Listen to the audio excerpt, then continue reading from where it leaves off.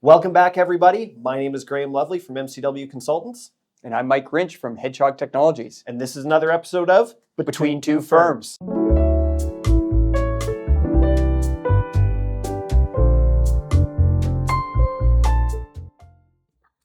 Oh, yeah. Mike, it's really great to see you. It's been a little while. We've had a holiday. We've had some Christmas. We've had a break. We've had some things in between. What's been going on, man? Wow, things are changing.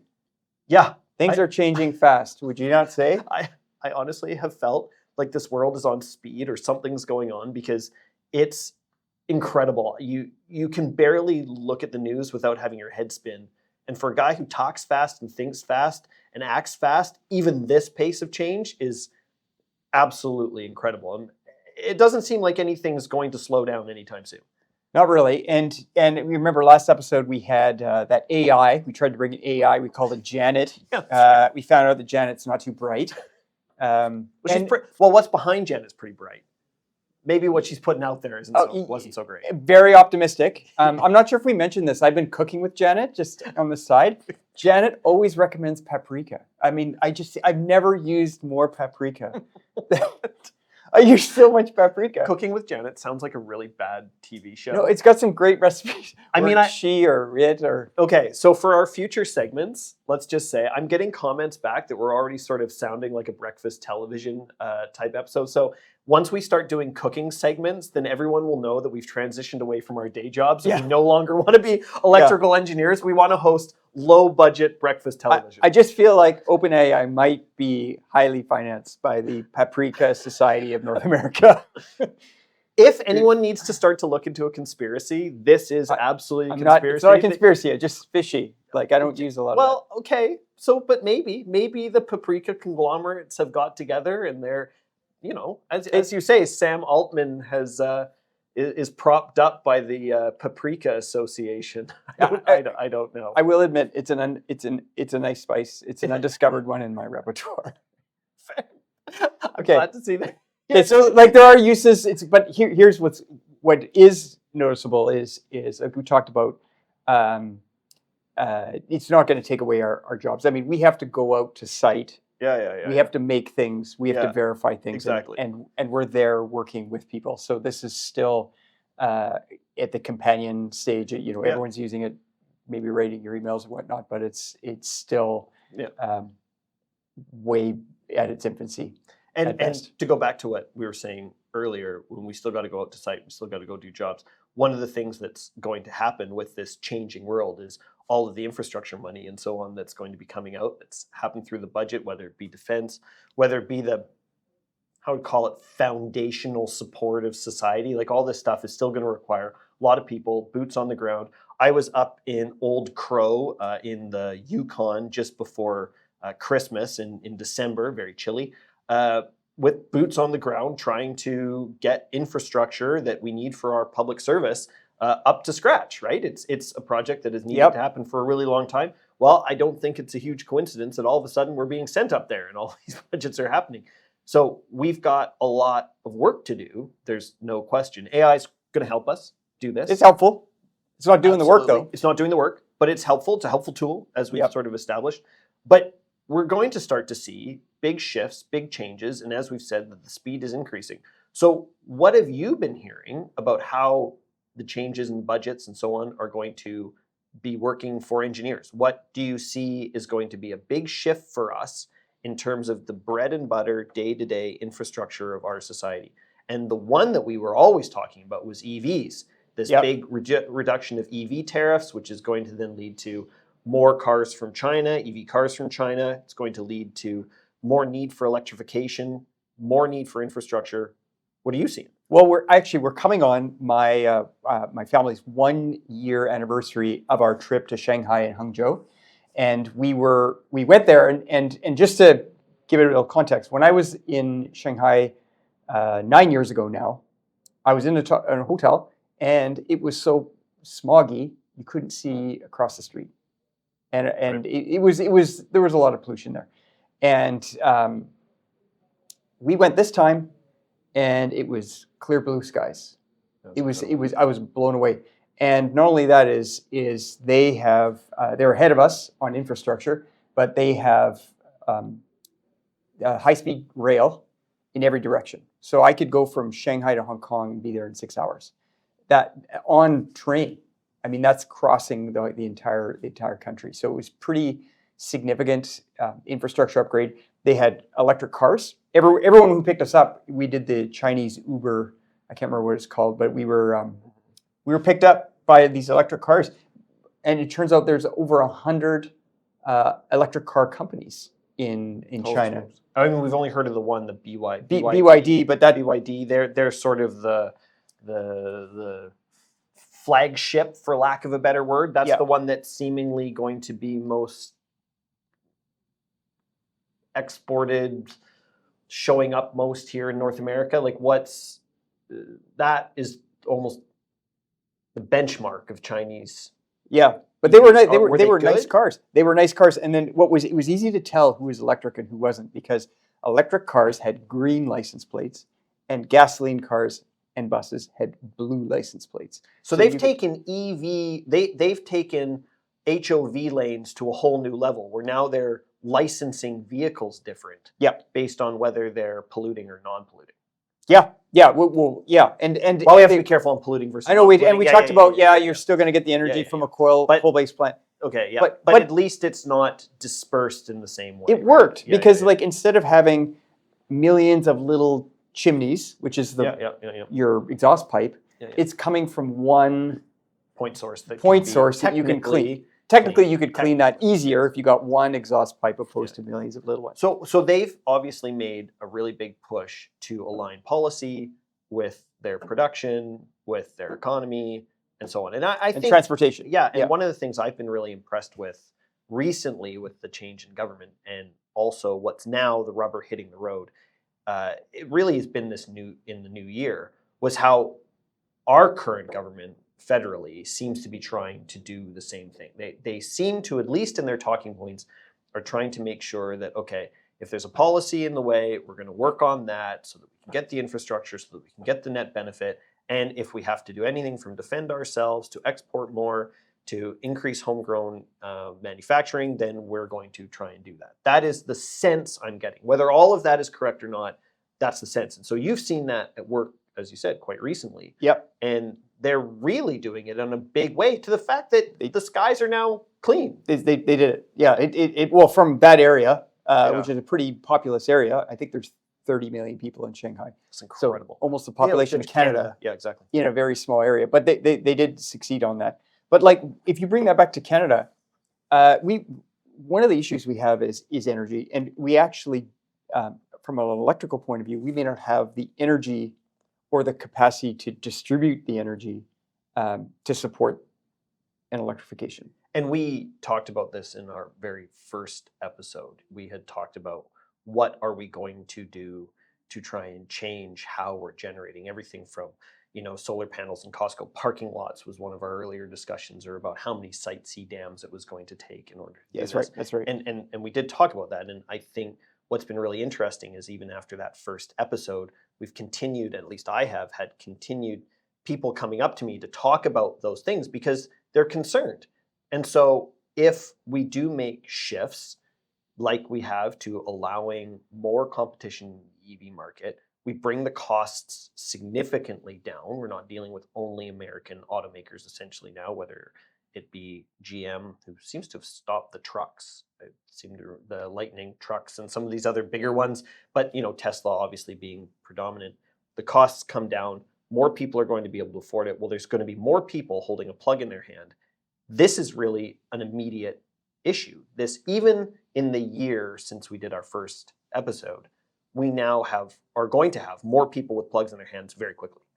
Yep, and I'm not sure if this is the right time to bend this towards our one topic, or one of our topics we wanted to talk about was circular economy. Yes, true. So how is all that? Go on the tangent, Mike. I'm going to tangent? Just tangenting. Side quest? Side quest. This is what I've heard. I've heard these are called side quests.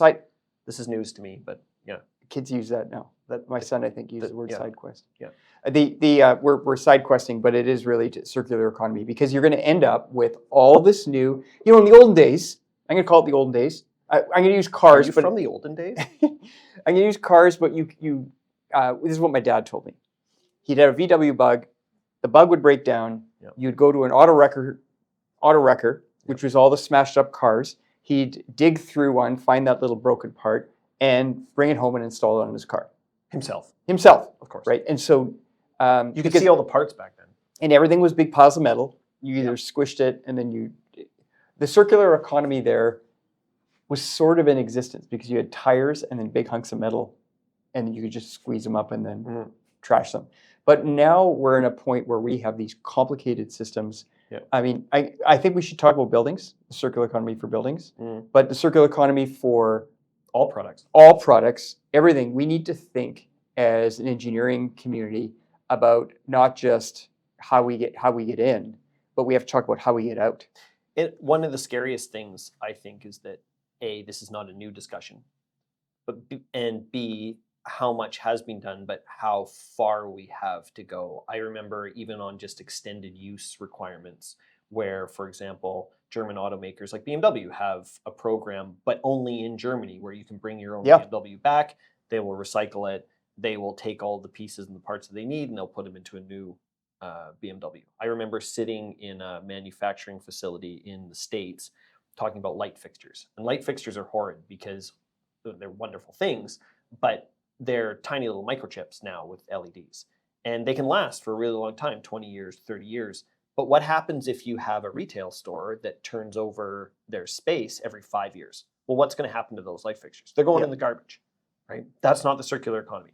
So we've taken semiconductors, we've built a light fixture, we've put a lot of metal, we've put a lot of R&D into it, and then we're chucking it in the garbage because it doesn't look good. Okay, so what are we going to do? What do we do? So I remember being in New York, asking them, what is your plan? And this organization stared at me, the people stared at me, and they changed the subject. They changed the topic completely. And being myself, I did not let that go. And I said, what's your plan? What's your extended manufacturer requirement to try and bring this in and recycle and so on? They said, well, we don't have any. I said, well, when are you going to have something? As in, I really should have been sitting in that board meeting trying to pound on the table and hope for things. And that sadly was about 15 years ago. We're not anywhere near the point where we have that in any way, shape, or form, especially on high-end, manufacturing input type devices like LEDs, like light fixtures. We don't have that.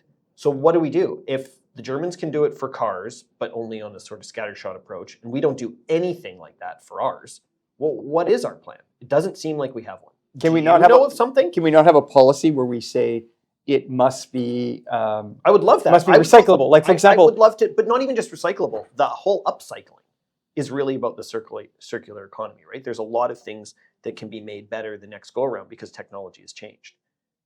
We don't have any kind of framework for this whatsoever. Our solution is still landfill.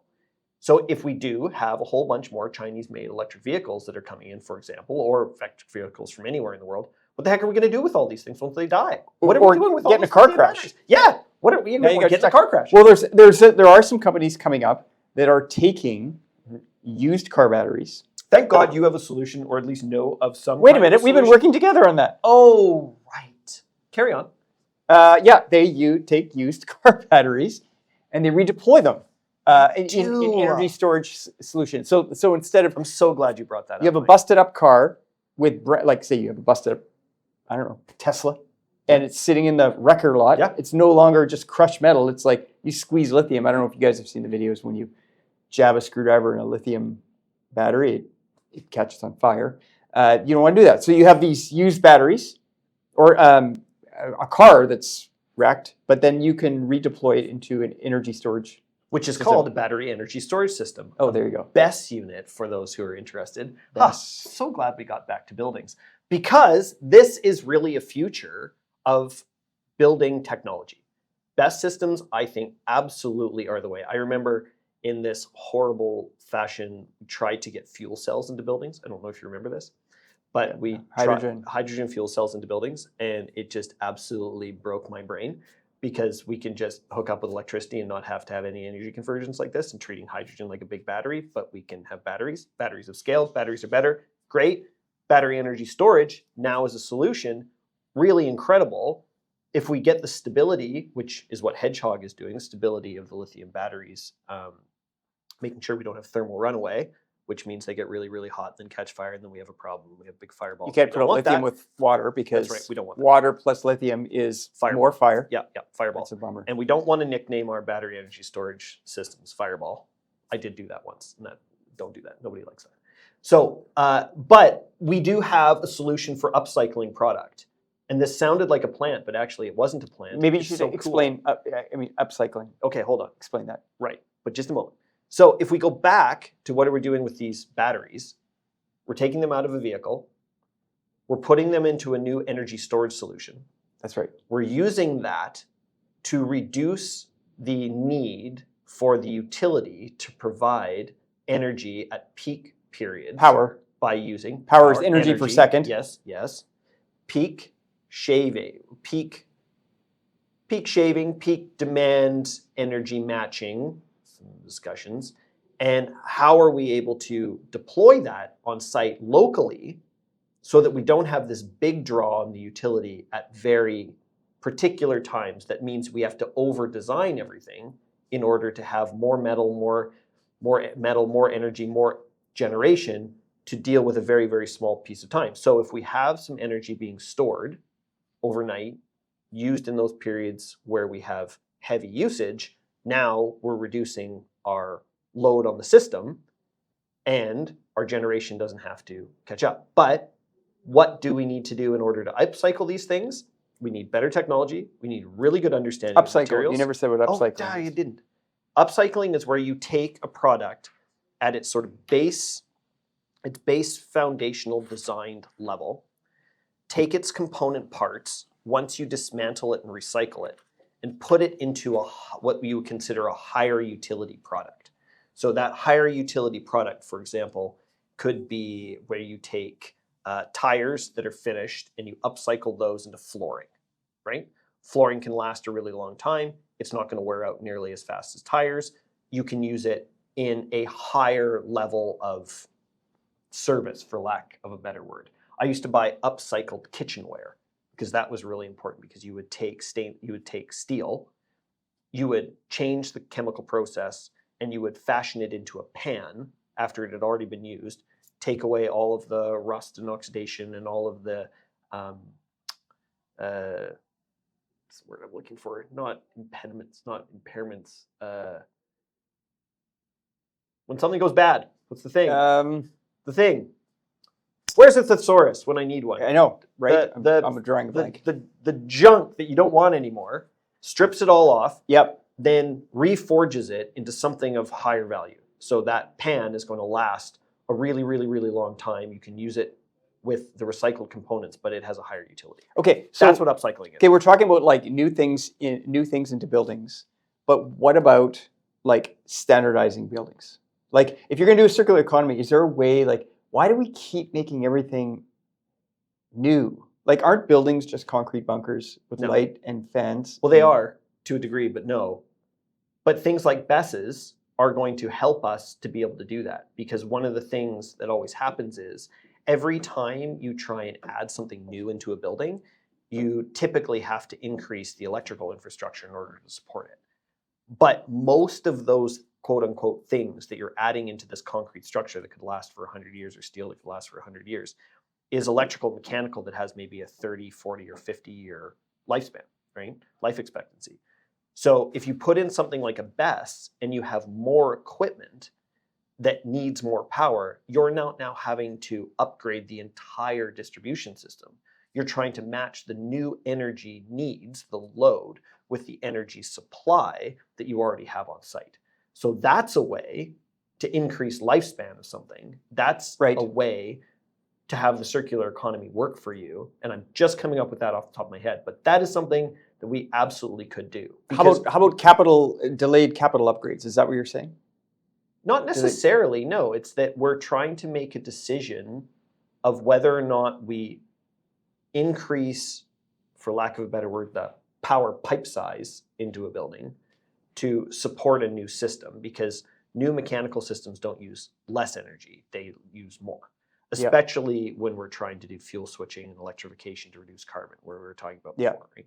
So if we end up having this scenario where we need more energy coming to the site, I'm saying let's not increase the pipe size for the amount of power coming to this facility. Let's try and use the energy that we have available to us in the nighttime, have it stored in a battery, exactly, and move it to a day. So then now we have a hybrid approach to how we run it. It's really like your hybrid vehicle, right? One's on, one's off, one's on, one's off, or one is helping to back up the other. But can we more cheaply though, like, because everything comes down to money.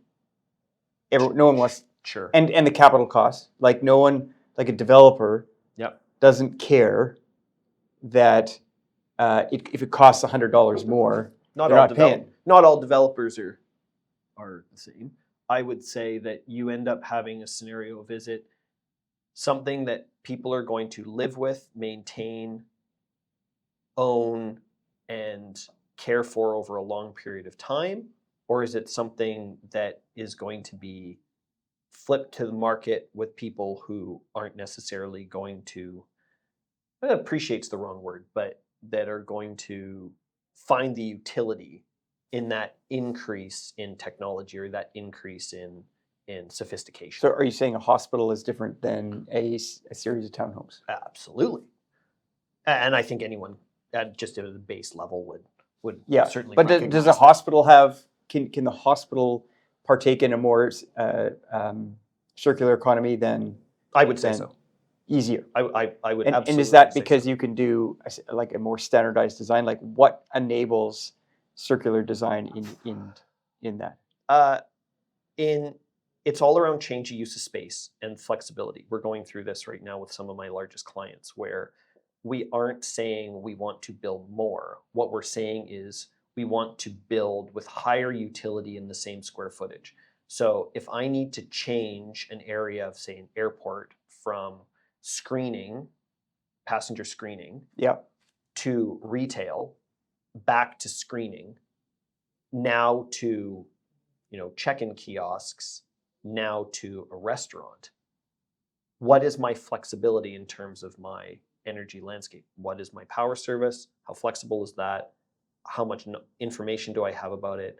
What do I need in terms of gas or other fuel sources in that space?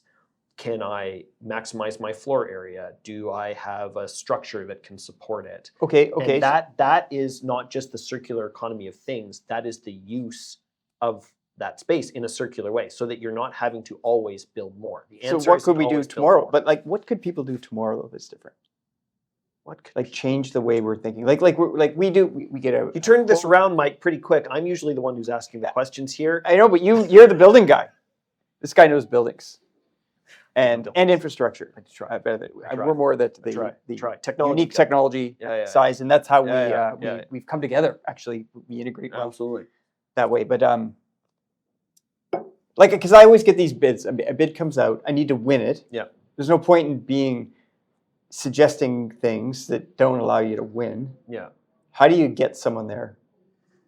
Into the circular economy argument? How do we sort of foment the change to make sure that we have the whole manufacturing chains and everything else? So it's not an add-on. It's not an add-on. It can't be an add-on because no one wants add-ons. It can't be a unique. No. We're.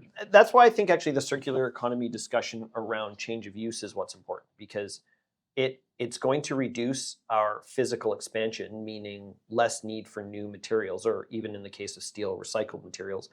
But it's around having people do more with the same or with less. Yeah. But the pace of technology is never going to slow down, which means we're going to have denser and denser and denser and denser utility in the same footprints. And so you're going to have to use technology to help that. Whereas before you could just sort of spread out and not worry. You need a whole new wing on an airport. You need a whole new wing on a hospital. No, that's really expensive. It's not the cost of the equipment that's driving the changes. It's the cost of what's housing the equipment. So how the building is more expensive than the actual electrical infrastructure. So the building should be designed multi-use, like multi-scenarios. There's absolutely no question. Multi-scenarios. There's absolutely no question.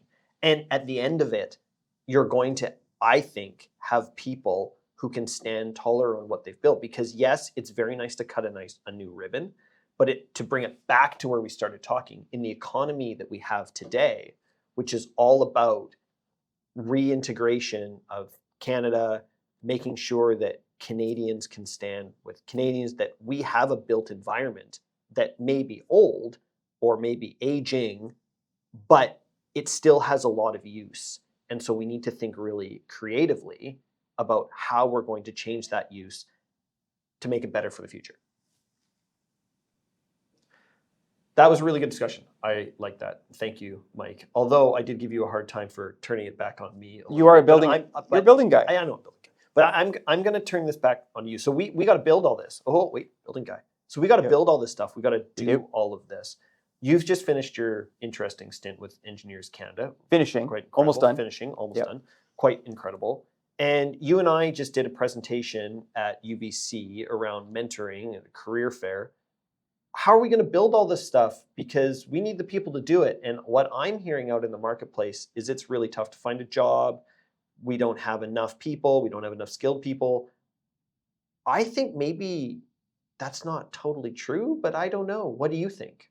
Where are we in the talent pool in Canada to build Canada? Well, I think we need to recognize that there's I'll call it supply chain of people.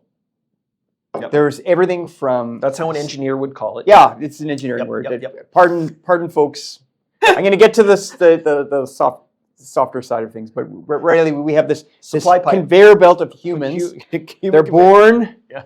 That's the parents' job. Then they come out, and then they're in the work. That somewhere in high school they decide it's in them to be in engineering or in some related thing, and then they come out they get into university. We're one step away from my matrix plugging in the brain analogy. Right, and then they come. Then there's a part where our job kicks in, 100%. And our job is when they're in university, we need to visit them and align them, help them align with what will work for them, what kind of job, because the rainbow of engineering is huge. I was many shocked colors at the number of people at this career fair who had no idea what consulting engineering was, and it absorbs something like 70% of British Columbians are consulting engineers. Yeah, 70% of British Columbians. 70% of engineers. That would be really tough on our fees, Mike. It's a lot of consultants. There's a lot of consultants, but no, 70% of people who graduate end up either eventually or right off the bat. I don't know what the statistic is in consulting engineering, and none of them know what it is. Yeah, I know, crazy, right? So we have an obligation, and all of you out there who are engineers, you need to find ways to get out and get involved. There are, because if you're self-serving, you'll do it. If you're a good person and you want to just help the world, you'll do it. Like, there actually are very few reasons not to do it. You have to go out there and help the conveyor belt of humans and future engineers to become you. Because either, like it or not, one day they will become us.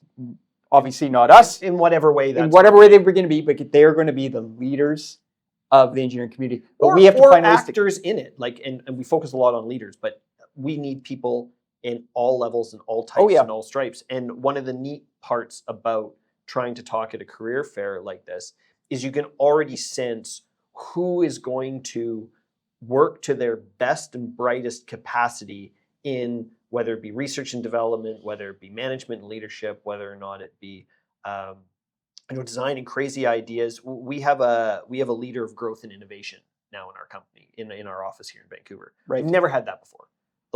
Because consulting engineering has always seemed very, I want to say stale, but plodding along. And the consulting engineers out there are going to get after me for saying that. But I think there is an opinion that we can be a bit stodgy. We are doing a really good job, I think, nowadays of showing that we are the backbone of infrastructure development. We are coming up with really great creative ideas. But those really great new creative ideas that we're trying to sell to people, right? Yep. We have to try and market it. Someone's got to buy it, is going to be driven by this new generation.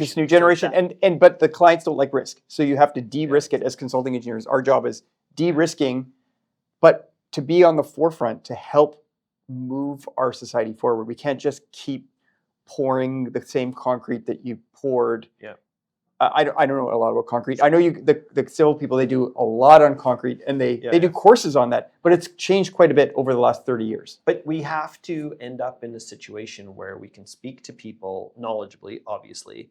We need to attract them to it, because even though tech has taken quite a beating in the last while, the return on tech is almost, the return on equity on tech is almost immediate. Whereas in consulting engineering, it's slower. You build a career with experience and, heaven forbid, gray hair and all that kind of stuff that comes along with it.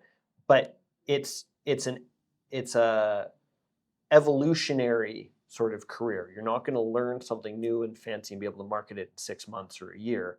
And that's a hard thing to overcome. I find that with young people when I'm speaking to them, they're like, well, where am I going to be in a year? And I will say, quite honestly, probably the same place you were last year, but with some more experience. And that is totally unsexy and unattractive. But I don't know how to get around that. So we've been working on that.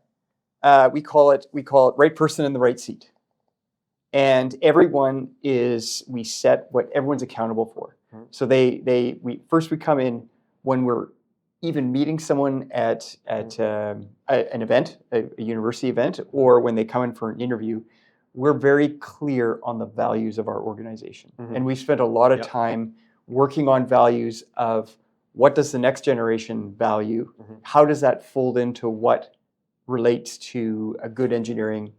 How do those combine together? Because we have to evolve our values as the world's values change. And you do that at the hiring stage? We're assessing everyone on the values, because what we want them to understand is first to understand what our values are. Right. But we want to understand what their values are and make sure that we get the right person in the right seat. And what that relates to is very happy people.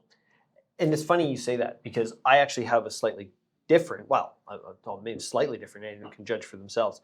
I say we hire as an office here in Vancouver on form rather than fit. So the idea is we don't try and fit people to a role. We hire the form of the individual. Are you a creative thinker? And is that what we're kind of looking for in sort of the balance of the team in a dynamic, constantly changing environment? Do we need someone who's more analytical? Do we need someone who's very good at certain aspects of the technology, like Revit, building design? And so we're trying to say, okay, I don't necessarily care what role is or isn't open. We can rebalance as a group, as a team, when you bring everyone into it, because you don't necessarily know where people's times and talents are going to be best spent until sometimes a year into having them work with us. Right. So, for example, one of our values is pioneering spirit. Yeah. We believe you have to do that to be successful, for you guys, 100%. In the innovation world. Yep. Which is, and not everyone does. Like we're both electrical engineers. We both run electrical engineering companies. Yeah. We do very different work, even though it's still management of electrons. Yeah. But one of the values that we hold is pioneering spirit. So when we're interviewing these people, we're asking questions that relate to, does this person carry a pioneering spirit as a value, a person like in them, and we ask them, like, one of our values is pioneering spirit. How does that relate to you? And it's up to them to talk to that, because we want them to not be jazzed about seeing that there's a coffee machine or a free coffee, or they get to use AutoCAD or whatever they like. The tech, we want to see more broadly. A year or two from now, are they going to be saying, I get to express my value of pioneering spirit. I'm making this world a better place through that value. So that and then that creates an environment that people want to stick around for and continue. So they don't come to you a year later and saying, well, how come I'm not getting more money? How come I'm not promoted? Is that a message that you're finding is resonating? Because one of the things that I struggle with sometimes is making the day-to-day, which, let's face it, every job has its ups and downs. Having the day-to-day, that pioneering spirit, for example, come through in sometimes the most mundane of tasks. All of us do. Before doing this filming, which everyone would think, hey, that's really neat, I'm sitting there cranking through tons and tons of invoices because it's month end. Well, that is still my job. I have to do that. I wish I could foster the pioneering spirit out of making sure that my billings Yeah, right. go out on time. And I remember very specifically when I took on the challenge of co-managing our office in Vancouver, there was a lot of, heavy admin that came with that role, right? And fortunately, we were in a time in COVID and so on where a lot of my projects were sort of tamped down. They didn't go anywhere. They were just sort of on hold, and I could sort of throw myself into that. And I found this sort of almost calm in this sort of administrative work. But it's very hard to sell that. It's very hard to advertise it, and it's Yeah. even harder with folks who don't have a wider breadth of experience to be like, you can find your joie in that paperwork. And it's just, it's hard, no matter how much you can kind of imbue them with that sense of joie. Yeah. It can get lost pretty quick Well, and but- boring. So what are you doing? What are you communicating to people to say, this may be what you're doing, but it's leading to this higher end, this higher goal? Right. Well, that we're going to dwell on this one, but the pioneering spirit. What is pioneering spirit, right? Yeah. First is there is learning that every person, as they evolve through their life, they discover maybe a romanticized part of their life is not as romantic as they thought, or maybe We they're all not crushed. We all get crushed with that. or maybe it's At not one stage or maybe another. it's not the right perspective. And I'll give you an example: is invoicing, or like we've said, Love my invoice. a lot of our newest hires would think that innovation is actually about creating that new product, that new thing Yeah. that'll like whoosh, change the world. But that's not true at all. Innovation is a long journey of many little tiny iterative steps that lead to something Like big. process change that leads Process to some change. breakthrough Fix it. somewhere. Yeah. Fixing it, even making a template better, applying like a little algorithm that you could write. Anyone can write a little program now, or add a little feature that makes it a little bit faster. That's where the innovation is, and it happens adding a new software, changing the way we think, changing the way how do we do things better, and getting the mindset that innovation is all around us in every way, everything we do, even to the point where you're processing invoices. Yes. And yes, what's lovely about that is that you're saying to yourself the mundaneness of an invoice, and I just love that feeling because you're stuck and you're like, how could I do this better? And then my mind is starting to think about there has to be a better way, and that is the pioneering spirit that I want. I may never find an answer to the mundaneness of invoicing, but I will keep thinking about it because I am on a mission Yes. to make that not mundane. One of the biggest blessings I ever had in business and in my business journey, which hasn't been that long, but now coming up on 6 years, long enough, was the blessing of finding my business partner, Colin, who is always searching for building a better mousetrap.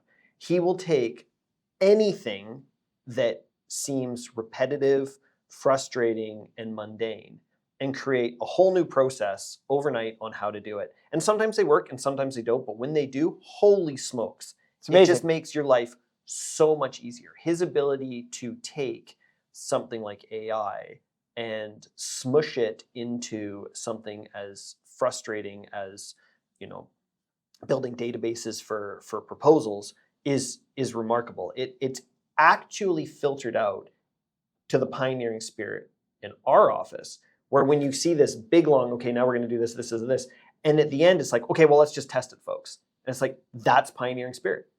It's really hard to try and advertise that to people, but if you're interested, there's the secret sauce. If you find yourself in an interview at MCW or Hedgehog Technologies, come ready to explain your pioneering spirit inside.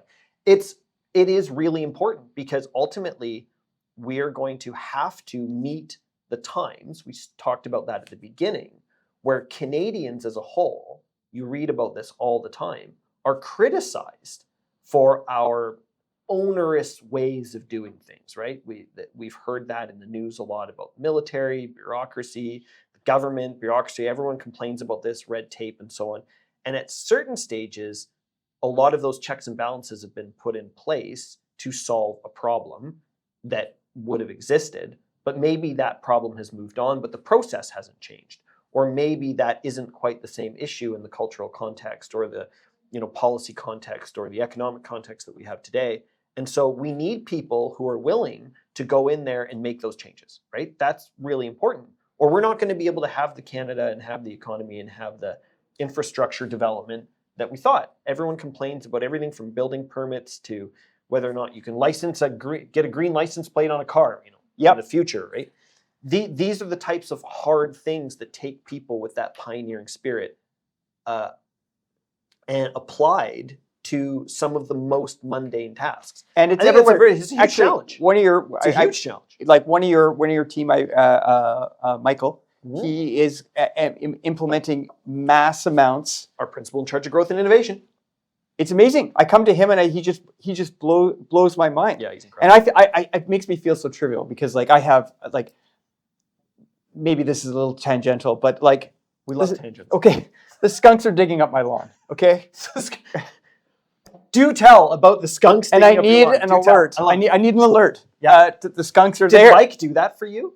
No. He gets, when I see Michael, I think to myself, Michael, how can I be as good as Michael? So I'm like, I need an alert system to get rid of the skunks. And I have some security cameras and they have near infrared, but they're not infrared. And it turns out you can't. The first thing I'm going to do when I get back into the office is I'm going to tell Mike that he has a problem to solve, and that is the skunks in your backyard. The skunks. He's going to have absolutely no idea. But the first thing he's going to say, because he's that kind of guy, is, yeah, totally. I'll do that. During the day, no problem. I'll do that. I can find a skunk on a camera, and it'll send me, there's a skunk in your lawn. But like you try snow or black or night and a white stripe on your back with a black. How many skunks are we talking about? I mean, they come all the time. Like, are we talking 1, 2, 10? Like every night one comes and one. Do you have a herd of skunks? Right now the skunks are bad. What is a group of skunks? Like 3? Is it a school? 3 of them? No, I mean, is it like a herd? Oh, a herd. A pack? A pack? A skunk pack? A skunk pack. I don't think they do that. But like I'm trying to solve that problem because I'm always looking for the solutions. No way. The skunks, this has got to go. I don't want to hurt them though. I just want to. Of course not. Come on, go. Eat someone else's lawn. That lawn over there looks good. So we've also figured out another little nugget for anyone who's trying to apply for a job at MCW or Hedgehog. If you can solve Mike's skunk problem, then you probably have a very good pioneering spirit, and you have a very good chance of working. You need an answer for near infrared. Like you gotta the jump between infrared and near infrared is significant. And you're pretty sure that that's going to solve your skunk problem? Well, no, but the cameras are so expensive. So now we have a cost problem. We're back to cost. Well, that's what I'm trying to innovate. Maybe stereoscopic view or something. The point is it's all going to come down to cost in the end. We are working on these things all the time. It's part of, and that is the value we want to bring in to engineering, and that's the culture we try to bring in, and we want people matched to that culture. That actually people don't need to become that, but in where we work, that's what we hold true. And we want people to make sure that when they land there, they're the right person in the right seat. And when I tell them that I'm trying to find the near infrared solution for skunks, they're like, oh right, well I was thinking about something similar to that, or I don't know, but they're aligned, right? Whereas there may be a group that you need something a little less, like manufacturing engineering. Is a very different approach. It still actually requires innovation, but it requires a different mindset. And so you want to find that person is not maybe suited for a person to work in tech. So I think if we're trying to get practical here, skunk works aside, I think that's great analogy, because Mike runs our skunk works. That's what we talk about all the time. But if you are a young person right now who is searching for work in a tighter marketplace, you're going to need to figure out how to differentiate yourself. That's normal. That's normal. But you're in a tight market that hasn't existed for a really long time. When I started looking for work in 2009, obviously we had the global recession that was generally caused by real estate and so on. And that was a big deal, but the underlying fundamentals of the business world that we were in, right, was still really good, right? People still needed buildings, they still needed places to work. They still needed to innovate in their businesses. The manufacturing sector wasn't in the toilet. There was none of that kind of stuff. But what we're seeing right now is just a global sort of tampening down, almost a tepidness in the market. Everyone's very tentative. They're not willing to make investments in new people and so on. So you're going to have to spend more time thinking about what is your value proposition. And one of the things that I'm finding a lot when I'm coaching folks, either to work with clients or if it is at a career fair like what we were just at, and we've had a few since then, that you're going to have to work on this in a way that is more than what the university sort of stock system is giving you, right? You're going to have to think outside the box. A lot of the complaints I hear is, well, they didn't teach me that in school. Well, I'm sorry that they didn't. There's a lot more life than just in school. So what are you doing to look at the economy? What are you looking at the technological landscape? Are you investigating the different kinds of companies out there? Are you thinking outside the box? Are you using a tool like AI to plunk in a prompt that would say something like, what are the best types of engineering jobs in Vancouver? And it would look hopefully past, and maybe you would dig past the sort of, top 50 employers, the whatever, who's gone through those kinds of things, the obvious, glossy front page ones, and find out, okay, who are the movers and shakers and who's making but you could change. I just should hit on that. That's really important. You got to watch out for AI. Right now we're in the era of AI. I call it AI slop. Mm-hmm. Everyone's AIing their resumes. Everyone's AIing their applications. Everyone's and to the point where it's homogenizing because they're being told all to do the same thing and everything is written very similarly. Mm-hmm. You have to find ways to differentiate yourself. And that happens through doing interesting things. Well, getting out and about, absolutely being out. Like you could talk about value proposition. That may not be clear to everyone. You don't need to be a business. It's not about being a business person. It's just about being do something interesting. Was that to management? Well, just come. Like if you meet with someone, you have an interesting story. Yeah. Hey, I was out skiing last weekend. That's an interesting story. Yeah. But it's got to be more than that. Okay. I mean, okay. You don't have to be talking about the skunks. That's my story. But that's pretty cool though.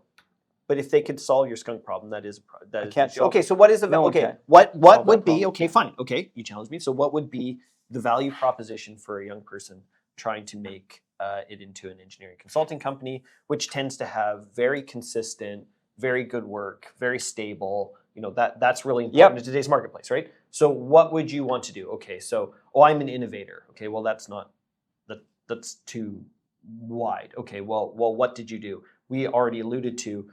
I fixed a process in this when I was in a team at school. I decided to think outside the box and use this technology instead of that technology with something different. Or I did a whole bunch of co-op terms at these firms, maybe like an old pulp okay, millers. so that's talking about that important. value. But you should go, if you were going to apply to MCW, you would want to go to your website and look at your values and your mission. Yep. And would you not want someone speaking towards the mission and those values? I would. I mean, ours was developed quite a long time ago. I don't think that there's anything wrong with it. In fact, I actually did an exercise a while ago to pull out what I thought were the sort of salient points, because it was done in the 90s. So we're talking, 30 odd years ago, to pull out sort of the salient points. And they all still matter to today.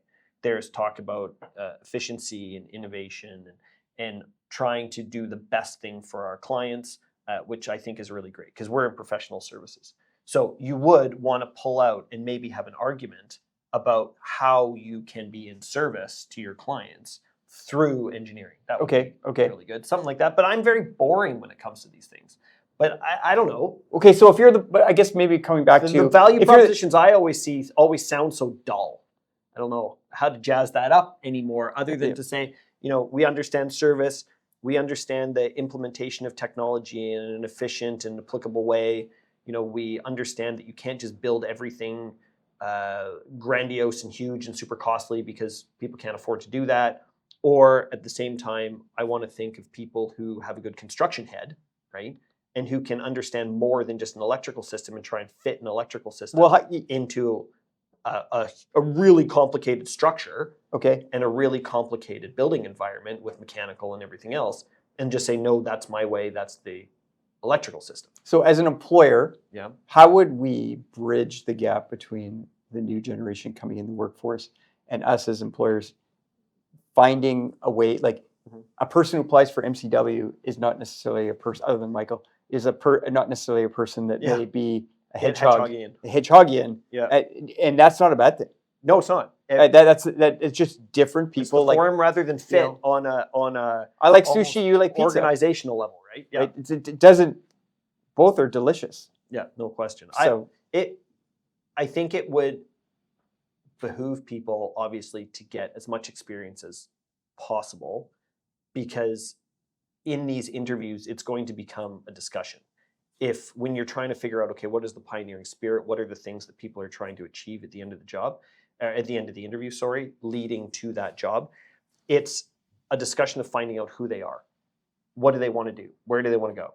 And you're probably right in the sense that it's going to be different every time. They're going to have to go outside the box, which is what I've already kind of said.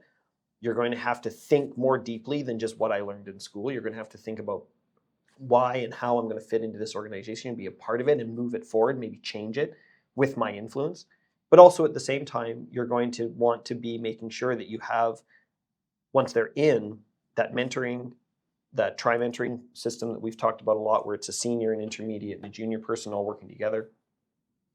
And then giving them enough project exposure and enough applicable tasks based on the skill sets that they have or need to develop, and then giving them the room to learn and not be criticizing or not faulting them when they're not doing it the way that you were maybe hoping. Yep.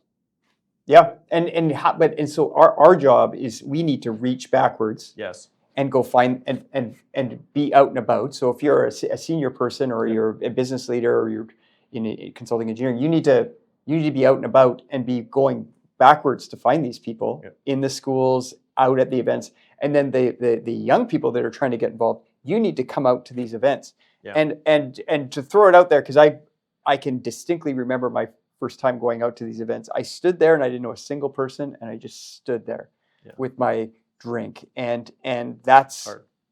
That is, I did that a dozen times, dozens of times, and didn't know a single person in the room.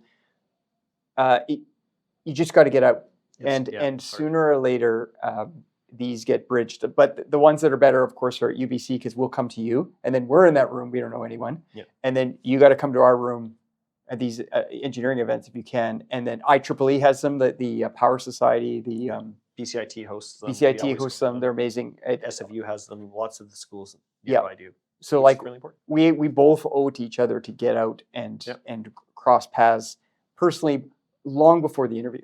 Well, you really want to, if you can. I mean, you can't. And that sums up. I like that, because it sort of sums up as a call to action in both directions, right? Yep.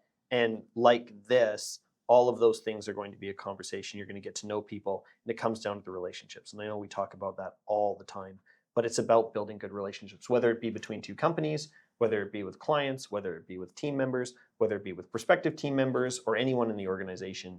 You're going to have the people who are going to want to fit in all of those different relational categories. Our work is people-based. I mean, and not just consulting. I mean, I worked in product development, and it's the start of my career, and you work in teams. You gotta. So getting out and getting to meet people is important, and there are lots of ways to do that. There's actually a group in our a group I discovered I didn't even know they existed in our company, that they are doing 3D printing groups. They get together and they 3D print stuff, and they 3D print everything, and it's the I mean, they're quiet about it, but they all have 3D printers, and they're making cool stuff, and some of them have brought their contraptions to work. That's very cool. It's amazing, but it's not just about going out and speaking. There is a pocket for you that where you can interact with these people. Well, they're there. It's a good call to action. It's a good thing for all of us, especially as employers. We're also involved a lot in the community through ACEC, Engineers Canada, lots of different organizations. We want to continue to hear from people. We want you to come and approach us. This is a market that's going to take a little bit more of that chutzpah and that action-oriented side that may be difficult for some engineers, for example. But we really need those people to want to do it, because we're not going to be able to build a better Canada without it. So thanks for taking the time, Mike. Really appreciate it. I love getting together with you. Yeah. And if you do have a solution for the skunks, let them know. Put it in the comments. I need help.